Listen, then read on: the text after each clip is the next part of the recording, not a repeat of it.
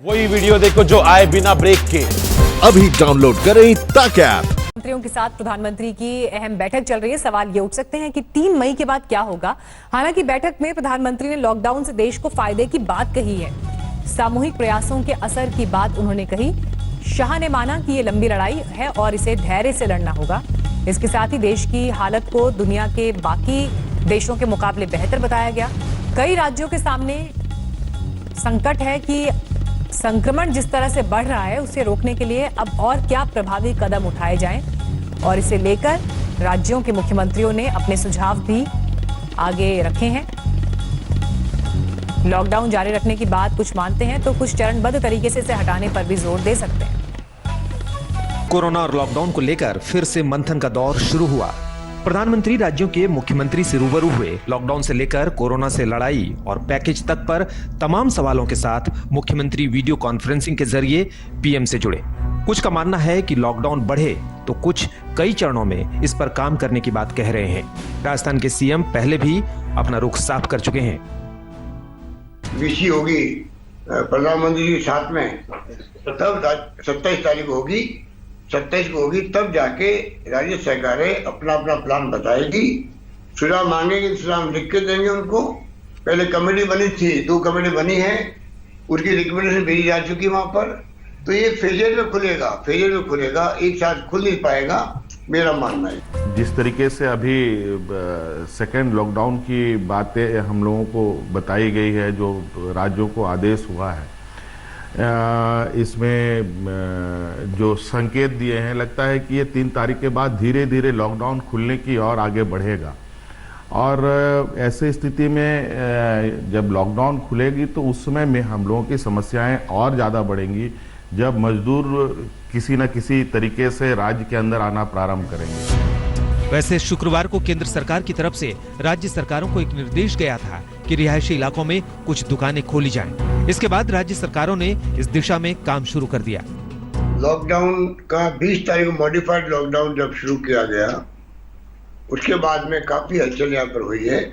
और मेरा मानना है कि करीब 4000 से अधिक इकाइयां खुल चुकी है यहाँ पर, ग्रामीणों के अंदर भी और शहरों के अंदर भी। कोई डीडीए मार्केट नहीं खुलेगा, कोई ये मार्केट वो मार्केट, कोई मार्केट नहीं खुलेंगे, कोई शॉपिंग मॉल नहीं खुलेंगे, कोई मार्केट कॉम्प्लेक्स नहीं खुलेंगे। लेकिन जो रेजिडेंशियल एरियाज में इक्की दुक्की दुकानें होती हैं, स्टैंड अलोन कोई दुकान है, नेबरहुड की कोई दुकान है, रेजिडेंशियल एरियाज में है, उन दुकानों को जो केंद्र सरकार ने इजाजत दी है वो दुकानें दिल्ली में भी खोली जाएंगी। चाहे राज्य के मुख्यमंत्री हों या स्वयं प्रधानमंत्री नरेंद्र मोदी, कोरोना के इस संकट काल ने सबको एक धरातल पर खड़ा कर दिया है कि अगर मिलकर लड़ेंगे तभी कोरोना। इस कड़ी में 20 मार्च को प्रधानमंत्री मोदी ने मुख्यमंत्रियों के साथ पहली बार वीडियो कॉन्फ्रेंसिंग की थी। उसमें लोगों और स्थानीय प्रशासन में तालमेल पर जोर दिया गया था। उसके 4 दिन बाद पीएम ने लॉकडाउन का ऐलान किया। दूसरी बार मुख्यमंत्रियों संग पीएम मोदी की वीडियो कॉन्फ्रेंसिंग 2 अप्रैल को हुई। इसमें राज्यों ने केंद्र से मेडिकल किट्स और आर्थिक पैकेज की मांग की। तब प्रधानमंत्री मोदी ने लॉकडाउन पर मुख्यमंत्रियों से कहा था कि इसको 15 अप्रैल से अचानक नहीं हटा लिया जाएगा। तीसरी वीडियो कॉन्फ्रेंसिंग 11 अप्रैल को हुई। इसमें सभी मुख्यमंत्रियों की एक सुर में राय थी कि ये लॉकडाउन 30 अप्रैल तक बढ़ाई जाए। उसके 3 दिन बाद प्रधानमंत्री नरेंद्र मोदी ने इसको 3 मई तक के लिए बढ़ा दिया। अब 3 मई के बाद लॉकडाउन के रहस्य से कोई मुख्यमंत्री पर्दा तो नहीं हटा रहा, लेकिन उनकी बातों से साफ है कि अचानक देश 25 मार्च से पहले वाली स्थिति में नहीं जाने वाला है। पेशेंट है, किसी में 0 है, क्वारंटाइन के अलग है कि कम है, तो जिलों में भी देखना पड़ता है, उसके बाद में फैसले करने पड़ते हैं। तो ये केंद्रीकृत करने का मामला नहीं है, ये विकेंद्रीकृत करके फिर फैसले करने पड़ेंगे, तब जाके आराम से स्मूथली लॉकडाउन खुल पाएगा, मेरा मानना है। दरअसल राज्य सरकारों की अपनी दिक्कतें हैं तो कोरोना से लड़ने को लेकर मुश्किल चुनौतियां भी हैं। सबसे बड़ी चुनौती सामाजिक जागरूकता की है। दूसरी चुनौती गरीबों और जरूरतमंदों तक खाना पहुंचाने की है। तीसरी चुनौती ज्यादा से ज्यादा टेस्टिंग और इलाज की है। और चौथी चुनौती लोगों में फैले दहशत और अफवाहों को दूर करने की है। ये बातें कुछ फैला दी गई, ज्यादा ही फैला दी गई है। अभी जिंदगी बचाने का सवाल है। लॉकडाउन के दरमियान में कर्फ्यू में ढील देने का कोई सवाल पैदा ही नहीं होता है। कुछ तत्व ऐसे भी होते हैं समाज के अंदर जो ऐसे वक्त में जब देखते हैं अच्छा मैनेजमेंट हो रहा है, राजस्थान के अंदर अच्छा मैनेजमेंट हो रहा है, भीलवाड़ा का एप्रिशिएशन हमने तो शुरू किया नहीं था, भारत सरकार के स्वास्थ्य मंत्रालय ने कहा ये मॉडल बन गया देश के अंदर और दुनिया में चला गया। हमने कोई इसके लिए मार्केटिंग नहीं करी थी, पर फिर भी कुछ हमारे साथी ऐसे हैं जो मिसयूज करते रहते हैं। देखा अच्छा मैनेजमेंट हो रहा है, भीलवाड़ा मॉडल बन गया है, अब उन्होंने एक अफवाह फैला दी है जोधपुर के अंदर, जयपुर में, सब जगह कि कांग्रेस गवर्नमेंट इसलिए मुस्लिम इलाकों में छूट दे रही है कर्फ्यू के दरमियान, इसलिए कोरोना बढ़ रहा है। ऐसी बेतुकी बातें करना बहुत अनफॉर्चुनेट है। अभी तो सभी पार्टियों के साथ हम चल रहे हैं, सभी धर्म के लोगों के साथ चल रहे हैं, एक एक इंसान की जान कैसे बचे ये हमारा ध्येय है। पीछे मुड़ेंगे तो बहुत सारी चीज़ें देखने को मिलेंगी इसमें। मैं अब पीछे जाना नहीं चाहता, मैं आगे देखना चाहता हूं कि आगे की समस्या है वो समाधान कैसे हो। जो समस्या अब दलदल में फंस चुके हैं तो दलदल से निकलने का पहले रास्ता ढूंढा जाए, ना कि दलदल में बैठ करके गुत्थम गुत्थी किया जाए। ये मुझे लगता है कि अभी ये समय नहीं है और इसके लिए सभी मैं पहले से लगातार कहते आया हूँ, आज का दौर वो दौर है जहाँ केंद्र को राज्यों को मदद करना चाहिए और राज्य सरकारों को केंद्र सरकार को भी मदद करना चाहिए।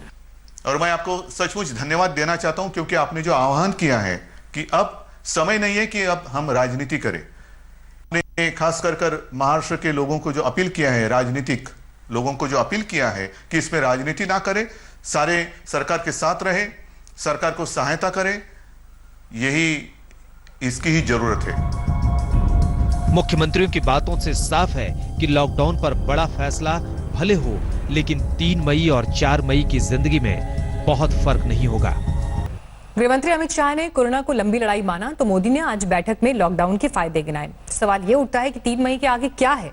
लॉकडाउन की मियाद बस 1 हफ्ते बाद खत्म होने जा रही है और सवाल ये है कि उसके बाद सरकार क्या कदम उठाएगी। क्या लॉकडाउन पार्ट 3 शुरू होगा या फिर कुछ शर्तों के साथ ढील मिल सकती है। अभी और कितने दिन चलेगी कोरोना से ये जंग, कितने दिनों तक बंद रहेंगे लोगों के मकान, दुकान, जहान। प्रधानमंत्री मोदी की मन की बात से क्या निकला पैगाम। भारत की कोरोना के खिलाफ लड़ाई सही मायने में पीपल ड्रिवन है। क्या 3 मई को खत्म होगा या शुरू होगा लॉकडाउन पार्ट 3।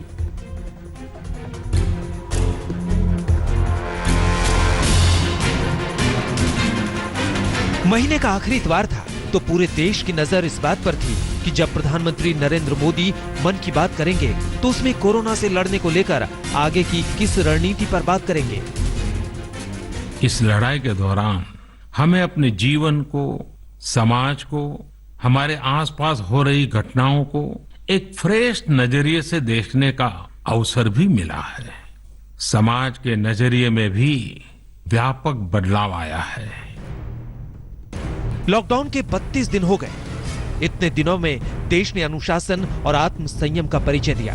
जिस कोरोना ने अमेरिका से लेकर यूरोप के संपन्न देशों को घुटने के बल लाकर खड़ा कर दिया, उस कोरोना से भारत बहुत मुस्तैदी से लड़ रहा है और परास्त कर रहा है। लेकिन सवाल है कि क्या 3 मई को इस लड़ाई में लॉकडाउन के हथियार का इस्तेमाल बंद हो जाएगा या इस अचूक हथियार का इस्तेमाल आगे भी होगा। मेरे देशवासियों से मैं आपसे आग्रह करूंगा, हम कतई अति आत्मविश्वास में न फंस जाएं। हम ऐसा विचार न पाल लें कि हमारे शहर में, हमारे गांव में, हमारी गली में, हमारे दफ्तर में अभी तक कोरोना पहुंचा नहीं है, इसलिए अब पहुंचने वाला नहीं है। देखिए, ऐसी गलती कभी मत पालना। दुनिया का अनुभव हमें बहुत कुछ कह रहा है और हमारे यहाँ तो बार बार कहा जाता है, सावधानी हटी तो दुर्घटना घटी। प्रधानमंत्री मोदी ने इस पुरानी कहावत को दोहराया तो इससे ये संदेश निकलता है कि कोरोना से लड़ाई में सावधानी बरतने की सख्त जरूरत है। उस सावधानी की सबसे बड़ी कसौटी लॉकडाउन है। तो क्या लॉकडाउन पर प्रधानमंत्री कोई बड़ा फैसला लेने वाले हैं? प्रधानमंत्री नरेंद्र मोदी ने कोरोना से लड़ाई में एक और अहम हथियार की चर्चा की और वो है मास्क। मास्क पहनना और अपने चेहरे को ढककर रखना कोरोना की वजह से बदलते हुए हालात में मास्क भी हमारे जीवन का हिस्सा बन रहा है। वैसे हमें इसकी भी आदत कभी नहीं रही कि हमारे आसपास के बहुत सारे लोग मास्क में दिखे, लेकिन अब हो यही रहा है। हालांकि लॉकडाउन पार्ट 2 का ऐलान करते समय प्रधानमंत्री नरेंद्र मोदी ने कहा था कि 20 अप्रैल से कुछ इलाकों में लॉकडाउन में ढील मिलेगी, लेकिन उसमें भी कुछ शर्तें नत्थी थी। सवाल है कि उन शर्तों के आधार पर आगे क्या हो सकता है। 24 मार्च को जब प्रधानमंत्री नरेंद्र मोदी ने पहली बार लॉकडाउन का ऐलान किया था, तब देश में कुल कोरोना संक्रमित लोगों की संख्या 519 थी और मरने वालों की संख्या 10। 14 अप्रैल को जब लॉकडाउन पार्ट 2 का ऐलान किया तो संक्रमित लोगों की संख्या 10,815 थी, यानी संक्रमण 21 दिन में 21 गुना बढ़ गया और मरने वालों की संख्या 353। 26 अप्रैल को मन की बात में प्रधानमंत्री मोदी देश को कोरोना से आगाह कर रहे थे, तब संक्रमित लोगों की संख्या थी 26,500 से ज्यादा, यानी पिछले 12 दिनों में करीब 2.5 गुना और मरने वालों की संख्या 824। तो सवाल है कि 3 मई तक क्या स्थिति होगी। पिछले 12 दिनों में कोरोना संक्रमण पर जिस तरह काबू पाया गया है, उससे सवाल है कि क्या लॉकडाउन की मियाद 3 मई को खत्म होगी या आगे बढ़ेगी या कुछ शर्तों के साथ ढील मिलेगी। जब पुराने रोग को ही हल्के में नहीं लेना चाहिए, तो कोरोना तो बिल्कुल नया मर्ज है जिसका इलाज अभी मुमकिन नहीं हो पाया है। ऐसे में सतर्क और सावधान रहने के सिवा विकल्प क्या है? सावधानी हटी तो दुर्घटना घटी। कोरोना से लड़ने में लॉकडाउन एक अचूक हथियार है, तो इसकी सफाई के लिए जरूरी है कि जांच हो और उससे भी आगे इसके इलाज का इंतजाम हो। 5 राज्यों के स्वास्थ्य मंत्रियों की जुबानी सुनिए कि वो राज्य कोरोना से कैसे लड़ रहे हैं और 3 मई के बाद उनकी क्या रणनीति होगी। A lockdown is like a pause button. A lockdown is in no way a solution to the COVID virus. अगर लॉकडाउन कोरोना से बचाव का एक ठहराव भर है, तो इसका इलाज क्या है? इसके लिए दुनिया माथापच्ची कर रही है, लेकिन भारत में कोरोना से लड़ने के लिए सरकारें अपने स्तर पर टेस्टिंग का काम भी कर रही हैं। हमारे राजस्थान में हमने ज्यादा जांचों पर जोर दिया है। 2 तरह की जांच, एक रैपिड टेस्टिंग किट की जांच थी और एक RT-PCR टेस्ट की हमारे पास फैसिलिटी थी। 2 मार्च को जब पहला केस आया इटली के टूरिस्ट के रूप में, यहाँ हमारे पास जांच की सुविधा नहीं थी बिल्कुल, और मुझे खुशी है इस बात की कि 2 मार्च से लेके आज 25 अप्रैल के बीच में हमारी जो जांच की कैपेसिटी है वो हमने 5006 टेस्ट पर डे हम लोग कर सकते हैं, और आने वाले 1 वीक के अंदर 10,000 टेस्ट, ये वो कंफर्मेटरी टेस्ट की बात कर रहा हूं मैं, RT-PCR टेस्ट। अगर आप राज्य दर राज्य हालात पर नजर डालें तो महाराष्ट्र कोरोना से सबसे ज्यादा प्रभावित राज्य है, लेकिन वहां प्रति 10 लाख लोगों पर जांच की दर 782 है, यानी दिल्ली से आधा। लेकिन दिल्ली में 30,500 से ज्यादा टेस्ट हो चुके हैं और प्रति 10 लाख आबादी पर 1,513 टेस्ट है। दिल्ली के बाद आंध्र प्रदेश, राजस्थान, तमिलनाडु और जम्मू कश्मीर का नंबर आता है।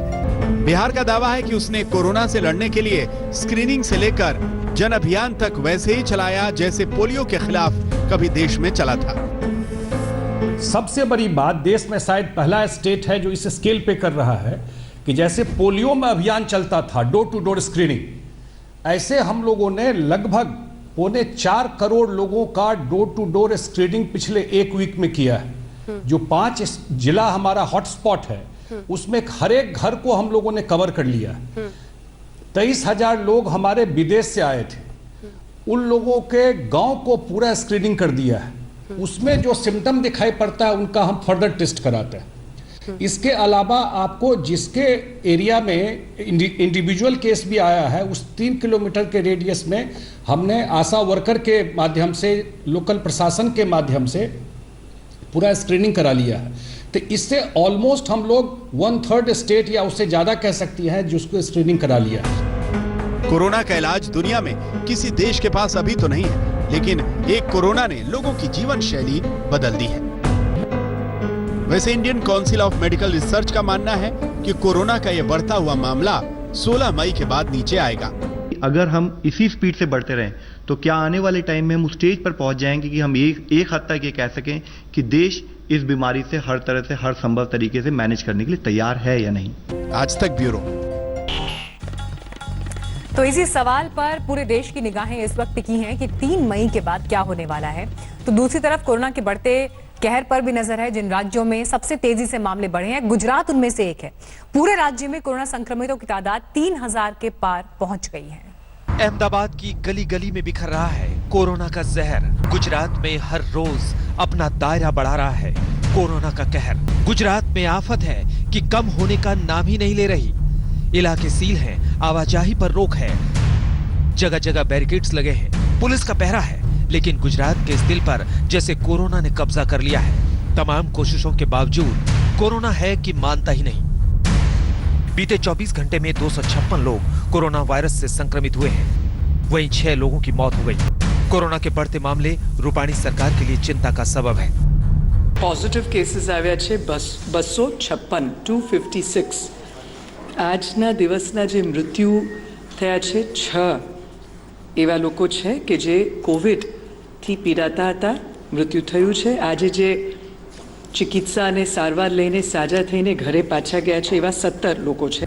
देश भर में चंद रोज पहले तक कोरोना संक्रमण के मामले में गुजरात काफी पीछे था, लेकिन देखते देखते नंबर 2 पर पहुंच गया। महाराष्ट्र के बाद गुजरात में ही कोरोना के मरीजों की संख्या, गुजरात में संक्रमित लोगों की संख्या 3071 तक पहुंच गई है। वहीं अकेले अहमदाबाद में संक्रमित मरीजों की संख्या 2000 के पार कर गई है। गुजरात में अब तक कुल 133 लोगों की कोरोना वायरस की वजह से मौत हो गई है, जबकि अकेले अहमदाबाद में 86 लोगों ने कोरोना वजह से जान गंवाई। कोरोना के खिलाफ बढ़ते मामले को देखते हुए पुलिस प्रशासन लॉकडाउन को सख्ती से पालन कराने पर जोर दे रहा है। पर मिली शिकायतों के ऊपर 29 गुना दाखिल किए गए हैं। पुलिस के द्वारा मोटरसाइकिल पेट्रोलिंग और फुट पेट्रोलिंग बढ़ाया जा रहा है। पवित्र रमजान महीने को लेकर लोग कहीं इकट्ठे ना हो, उसके लिए ड्रोन और बाकी तरीकों से नजर रखी जा रही है। राज्य के 30 जिले कोरोना वायरस से प्रभावित हैं। गुजरात के पाटन में 16, पंचमहल में 17, छोटा उदयपुर में 13 और नर्मदा में 12 संक्रमित मरीजों का मामला सामने आया है। वहीं कच्छ में 6, खेड़ा और वलसाड में 5-5 लोग संक्रमित हुए हैं। आदिवासी बहुल दाहोद में कोरोना के 3 मामले सामने आए हैं। बढ़ते कोरोना के मामलों के बीच गुजरात सरकार को कई मोर्चों पर लड़ाई लड़नी होगी, लेकिन अहमदाबाद के सिविल अस्पताल में आई कोविड अस्पताल की कुछ ऐसी तस्वीरें सामने आई जिसने एक पॉजिटिव मैसेज लोगों को देने की कोशिश की, चाहे वो खाना हो या फिर लोगों को मानसिक तौर पर कोविड के सामने लड़ने के लिए मजबूत करना। कोरोना के बढ़ते इन्हीं मामलों के बाद प्रशासन किसी भी तरह की कोताही नहीं बरतना चाहती है। अहमदाबाद से गोपी घांगर के साथ आज तक ब्यूरो।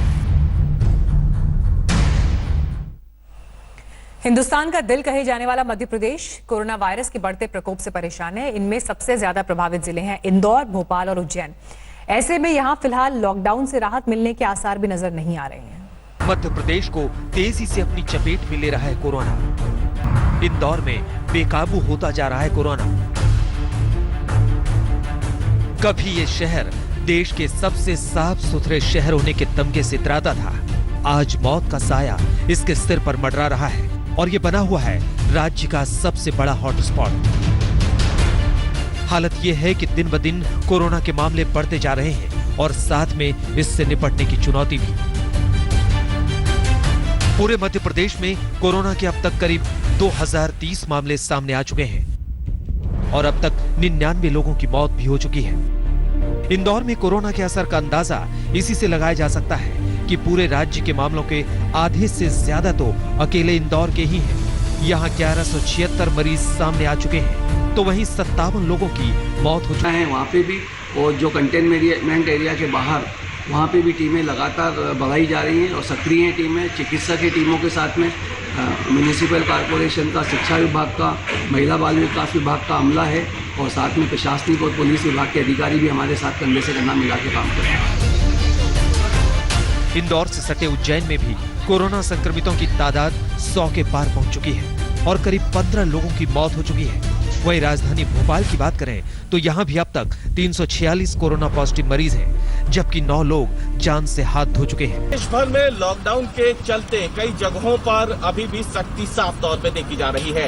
गृह मंत्रालय ने आदेश दिया था कि जिन जगहों पर कोरोना के मामले कम आ रहे हो वहां लॉकडाउन में कुछ छूट दी जाए, लेकिन मध्य प्रदेश की राजधानी भोपाल की बात करें तो वो छूट से अभी भी दूर है, क्योंकि भोपाल में कोरोना के मामले लगातार बढ़ रहे हैं और इसीलिए अगर आप देखें तो बैरिकेड लगा करके पुलिसकर्मी अभी भी लॉकडाउन का सख्ती से पालन करवा रहे हैं। मध्य प्रदेश में लगातार बढ़ते कोरोना के मामलों का ही असर है कि फिलहाल भोपाल, इंदौर और उज्जैन में दुकानें खोलने के गृह मंत्रालय के आदेश के बाद भी यहां 3 मई तक कोई राहत नहीं दी जाएगी। कोरोना के पॉजिटिव केसेस को देखते हुए और चूंकि भोपाल अभी रेड जोन में है, तो जो आदेश आया है 50% दुकानें खोलने का, ये अभी भोपाल में लागू नहीं होगा 3 तारीख तक। अब जरा इंदौर की सड़कों पर पोर्श लेकर निकले इस युवक को देखिए। कहने को उसके पास प्रशासन की ओर से जारी लॉकडाउन का पास भी था, लेकिन खुली कार में बिना मास्क के घूमना उसे भारी पड़ गया। मामला विजयनगर सुखलिया इलाके का है। नीचे बैठ जा, नीचे बैठ जा, मैं बोल रहा हूँ। अरे ढंग से बैठ जा कि बिठाऊंगा, सिखाऊंगा भी मैं। ढंग से बैठ,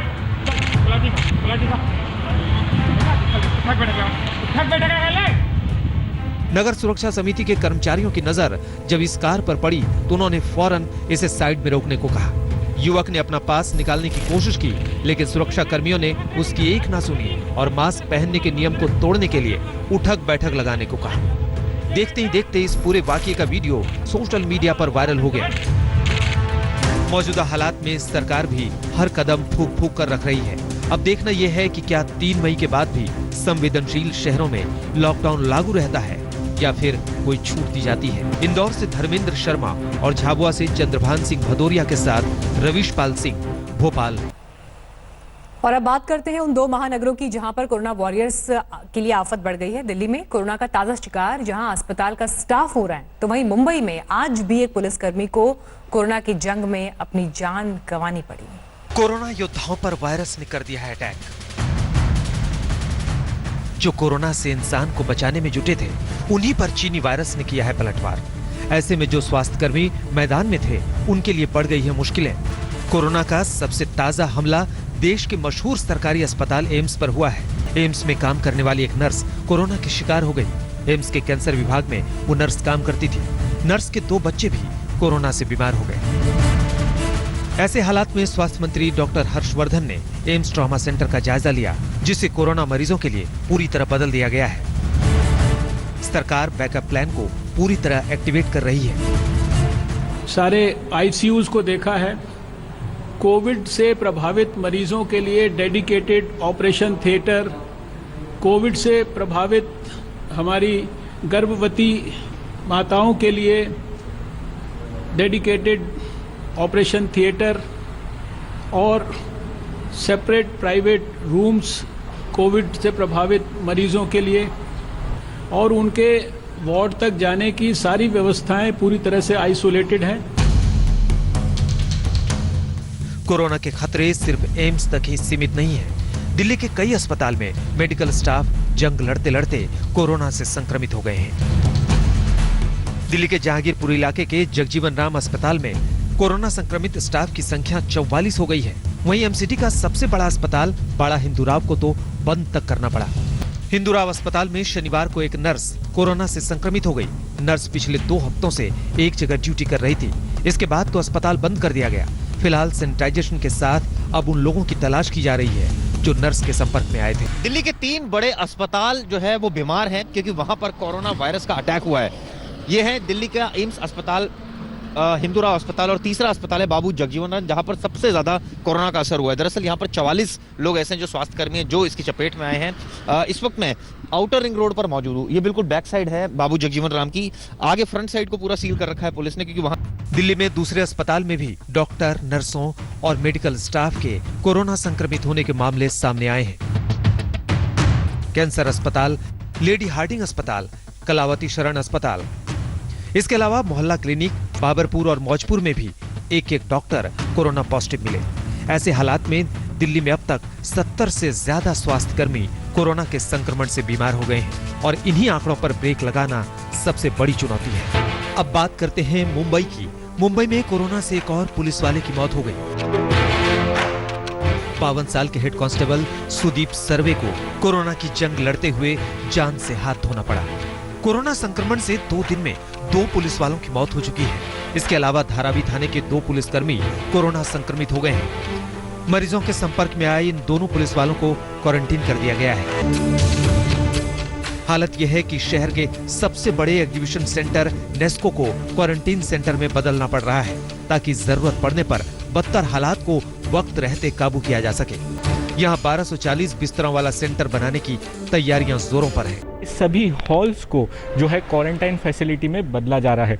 यहाँ पर आप देख सकते हैं तैयार अब पूरी तरीके से चल रही है। और आपको बता दें, ये अभी तक का सबसे बड़ा जो है क्वारंटाइन फैसिलिटी बनेगा मुंबई में, क्योंकि इस पूरे नेस्को ग्राउंड के अंदर जहाँ पे जो 5 अलग अलग बड़े बड़े एग्जीबिशन हॉल है, उसमें लगभग 1240 बेड्स बनाए जाएंगे। आप देखिए अभी भी बेड्स। देश के बड़े शहरों में कोरोना से जंग जारी है। मरीजों की तादाद को रोकना ही महाराष्ट्र सरकार के लिए सबसे बड़ी चुनौती है। दिल्ली में कोरोना के बढ़ते संक्रमण के बीच पुलिस तबलीगी जमात के मौलाना साद को ढूंढ रही है। पुलिस को उसकी सारी डिटेल्स मिल चुकी हैं, लेकिन इस बीच प्रधानमंत्री मोदी ने अपील की है कि लोग भी समझदार बने और ये इशारा ऐसे लोगों के लिए काफी है। और डॉक्टरों पर थूकने और बदतमीजी की खबरें आती रही। इस पर प्रधानमंत्री मोदी ने बगैर किसी का नाम लिए एक संयत अपील की। सभी लोग ये समझ रहे हैं कि सार्वजनिक स्थानों पर थूकने के क्या नुकसान हो सकते हैं। यहाँ वहाँ कहीं पर भी थूक देना गलत आदतों का हिस्सा बना हुआ था। अब वो समय आ गया है कि इस बुरी आदत को हमेशा हमेशा के लिए खत्म कर दिया जाए। माहौल ऐसा रहा कि जब तक अंसार महाजिर। लेकिन जिस मौलाना साद पर जमात के लोगों को मरकज में रखने का आरोप लगा, उसकी खैर नहीं है, क्योंकि पुलिस के हाथ लगी है मौलाना साद की जन्म कुंडली और कर्म कुंडली। दिल्ली पुलिस की फाइल के इस कागज पर सबसे पहले मौलाना की उम्र, पता ठिकाना और पद का नाम दर्ज है। 50 साल के मौलाना साद के 2 ठिकाने हैं। एक तो यूपी के शामली का पैतृक घर और दूसरा दिल्ली के निजामुद्दीन की मरकज इमारत, जिसे कोरोना की फैक्ट्री बना दिया गया था। मौलाना अब ये जगह छोड़ चुका है। इसके अलावा उसके 3 बेटों का जिक्र है। मरकज से निकले कोरोना के जिन ने स्वास्थ्य कर्मियों के लिए तो मुश्किलें बढ़ाई ही, जमातियों के मुखिया मौलाना साद की गिरफ्तारी ना होना पुलिस के लिए भी बड़ी चुनौती बनी हुई है। अरविंद ओझा, दिल्ली आज तक। नमस्कार, मैं हूं अंजना ओम कश्यप। हमें उम्मीद है ये वीडियो आपको पसंद आया होगा। लेटेस्ट खबरों के लिए यूं ही देखते रहिए आज तक, और इस वीडियो के पसंद आने पर लाइक, शेयर एंड सब्सक्राइब करना ना भूलें।